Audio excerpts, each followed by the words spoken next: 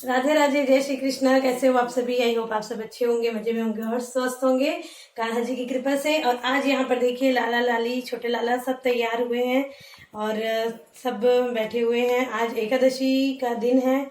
एकादशी के दिन भगवान जी आज अपने श्रृंगार में हैं और आज उनका विशेष श्रृंगार हुआ है। और आज जो एकादशी है वो है अजा एकादशी। तो कब मनाए, कैसे मनाए? तो आज उपवास तो नहीं है, आज उपवास का एकादशी नहीं है। तो आज मैं आपको बताती हूँ अजा एकादशी के बारे में सारी जानकारियाँ। अष्टमी के बाद जो एकादशी आती है उस एकादशी को अजा एकादशी के नाम से जाना जाता है। एक अजा एकादशी भगवान विष्णु की उस पर पूजा की जाती है उस दिन और उनकी कृपा प्राप्ति होती है। तो चलिए मैं इसके बारे में आपको जानकारी देती हूँ। अजा एकादशी 23 अगस्त 2022 भाद्रपद की मास की कृष्ण पक्ष की एकादशी तिथि को अजा एकादशी मनाई जाएगी। 23 अगस्त को एकादशी है, आप लोग यह नोट कर लीजिए। 23 अगस्त को एकादशी मनाई जाएगी। आज है 22 तारीख। आज एकादशी है, लेकिन वैष्णवा नाम को गृहस्थ आश्रम वाले लोग जो गृहस्थ में हैं उनको एकादशी 23 अगस्त को मान्य होगी। अजय एकादशी के दिन भगवान विष्णु की पूजा की जाती है। इस दिन व्रत उपवास करने से माता लक्ष्मी की असीम कृपा प्राप्त होती है।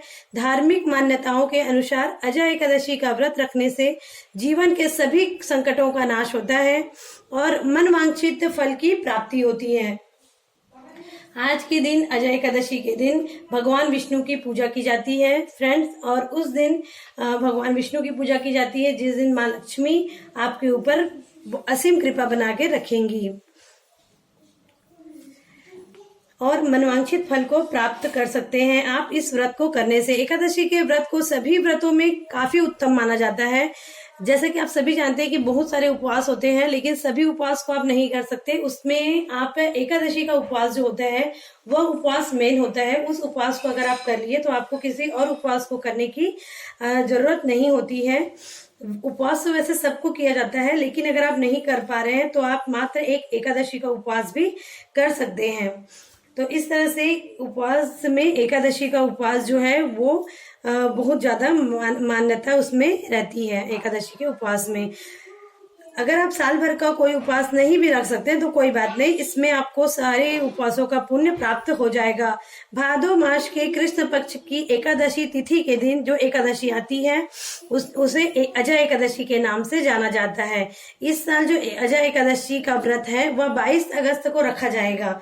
वही वैष्णव नाम यानी कि जो गृहस्थ में है उनके लिए वैष्णवा नाम ही महत्व रखता है। वो लोग वैष्णवा नाम एकादशी यानी कि 23 अगस्त मंगलवार को कर सकते हैं जो गृहस्थ वाले हैं उनके लिए। अजय एकादशी का मुहूर्त जो है और पूजा विधि वो मैं आपको बताती हूँ।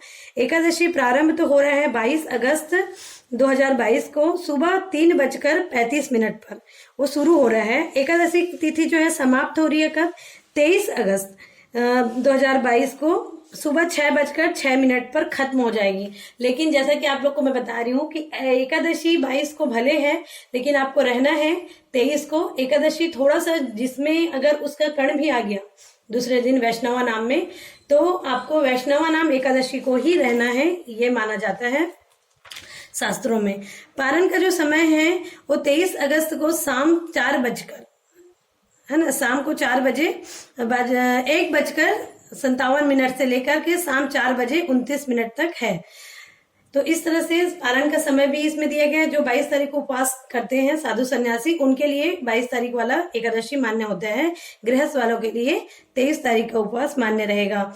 और जो वैष्णवा नाम वाले उपवास में है उनके लिए 24 तारीख को सुबह 6:22 से पारण जो है आप कर सकते हैं 8:30 तक। पूजा विधि इसमें क्या है मैं आपको बताती हूँ। तो सुबह जल्दी उठकर स्नान आदि से निर्वित होकर यानी कि नहा धो करके आप रेडी हो जाइए। उसके बाद पूर्व दिशा की ओर एक पाटे पर पीला कपड़ा बिछाकर भगवान विष्णु की प्रतिमा फोटो रखकर धूप दीप जला करके तिलक फूल चंदन अर्पित कर लौंग इलायची भगवान को अर्पण करें, नारियल अर्पण करें। अब आरती कर करके आप पूजा करें। उनके बाद इस मंत्र का जाप करें। ओम अच्युताय नमः मंत्र का 108 बार जप करें। ना हो सके तो 8 बार जप कर कर भी आप उपवास कर सकते हैं।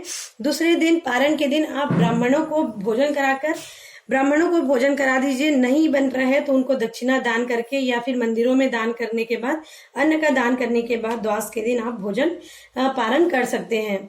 इसकी कथा विधि जो है, कथा मैं भी आपको करके सुनाती हूँ। तो राजा हरिश्चंद्र का नाम आप लोगों ने सुना होगा। राजा हरिश्चंद्र जी जो थे, उनके ऊपर कितनी विपत्तियां आई हुई थी, तो इस उपवास को करने से उनकी विपत्तियां दूर हुई हैं, इस बारे में ये कथा है। तो हरिश्चंद्र जी की ये कथा है, जो कि बहुत ही सत्यवादी राजा थे।